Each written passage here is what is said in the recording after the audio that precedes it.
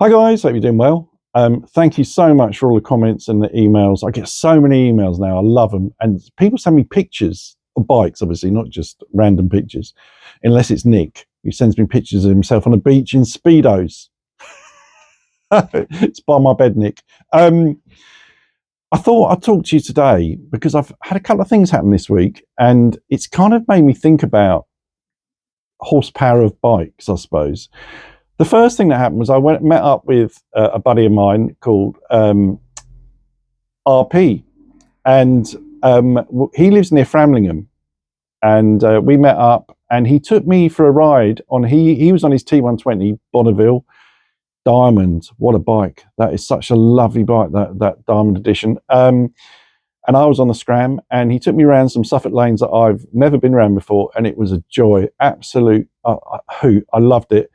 Using all the power on the Scram is so much fun. Almost for me, well, not almost, it's more fun for me. I know it's not for everybody. Using all the power on a small horsepower bike than actually having a 150 brake horsepower bike and using a quarter of it. It's more fun for me to really give it some on the Scram. And that's what I did to keep up with a T120.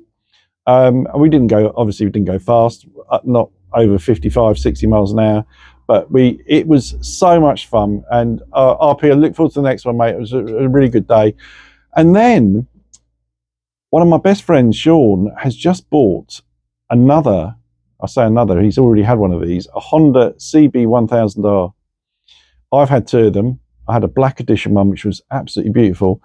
And he has bought another silver one. I used to have one before. And he came up, surprised me and said, "Oh, I wanted to show you my new bike and I wanted to see if you want to take it out to see if you missed it." So I said, "Well, yeah, let's go out for a ride and you can take the Scram." So we ended up going out for about 2 hours and rode around all the Suffolk lanes, did a little bit of the A roads, but not much. Most of it was just the lanes in the sort of 20 miles from here, round about every village we visited and stopped. And anyway, at the end of it, he said to me, "I totally get now why you say that this is all you need. You don't need more than 24 brake horsepower or 20 brake horsepower." He said, because that was so much fun. He was riding the Scram. He said, "I loved every second of it." And that's exactly how I feel. I don't even need 47 brake horsepower. I don't even need the 650 Royal Enfield engine.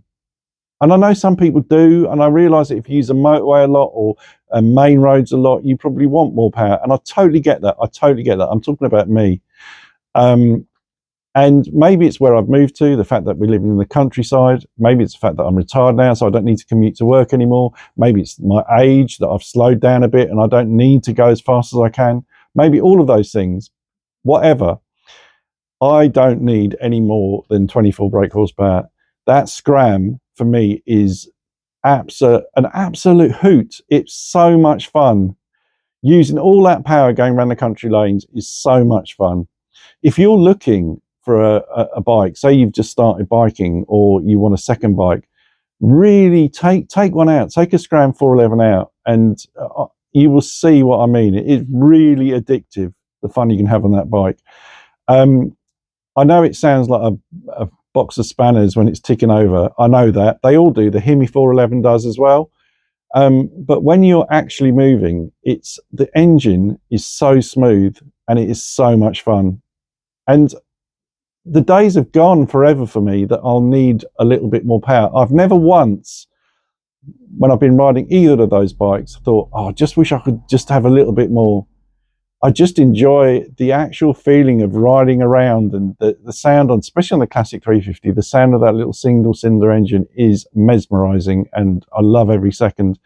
And slightly different for the Scram, because I really am using all the power. It's so much fun nipping around these lanes with it's going as fast as you can. And it's not fast because it's 24 brake horsepower. You're not going to go 150 miles an hour. You're not going to go 100 miles an hour. But it's fun getting it to its limits. And for me, that's enough. I've been down to London on the classic 350 3 times now, and it's doable.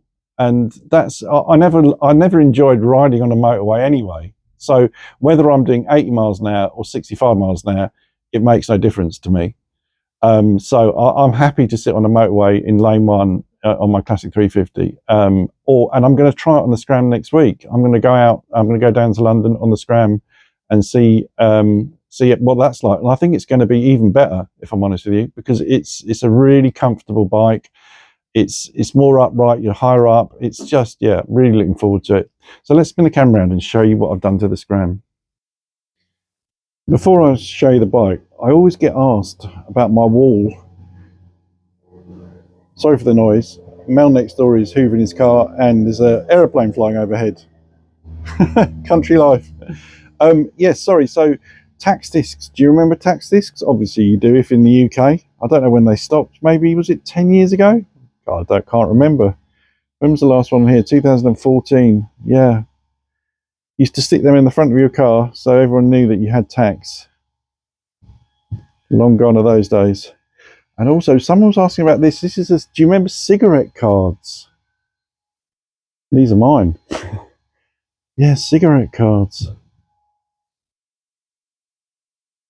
I was shocked. I was in a local shop the other day and someone came in and said, I can have a packet of 20 of your cheapest cigarettes, packet of 20 fags. And they said that's £14.50. £14.50 was the cheapest packet of cigarettes. I mean, if you smoked 20 cigarettes a day at £14.50, that is crazy. I remember back in the day, they don't even sell 10 cigarettes anymore, do they? I remember back in the day you could buy singles from our newsagent. And I was only 8. Right, let's have a look at the Scram. So it's got its furry muff out. I know this is not going to be for everyone, and it's kind of Dung Spreader's fault. He go and check his YouTube channel out. He's got a great channel and a great dog, and he's got one on his Scram 450. Sorry, Himalayan 450, and I thought it looked great. And it is so comfortable, and you can see now the seat. I know it's furry, so it's not quite as high as it looks, but it's definitely made lots of difference. Plus the seat pad that's underneath that, it really does make a lot of difference. So I don't need to have the seat heightened at all. Love this bike, I really do. So the handguards, couldn't get these off. I think Royal Enfield's Loctite is super duper strong, and we couldn't get them off. And I didn't want to start damaging the bolt ends, which we were doing.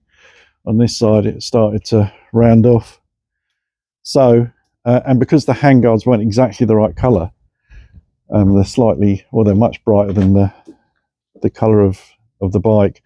I thought, well, I'm just going to leave them. I'm not going to bother with them. So handguards are not going to go on the bike, but I've ordered some puppy grips, you know, those foam grips that go over the grips. Because my hands are so big, it helps for that. And I think, obviously the crash bars, thanks to Peter, they look great. Yeah, absolutely love this bike. I've ordered a new number plate, slightly smaller.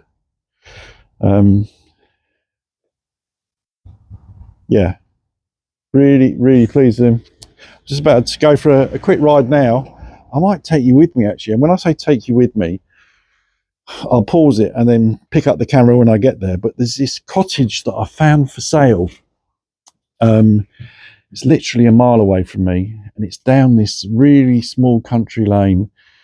And a friend of mine always goes on about wanting to buy a place up here, and I found this cottage which is up for 280,000, and it needs gutting. I mean, it's in a poor state of repair, but I just want to check out the street, because I think if it's where I think it is, it's a really picturesque location. So I might take you with me if you fancy that, and you can see the cottage yourself.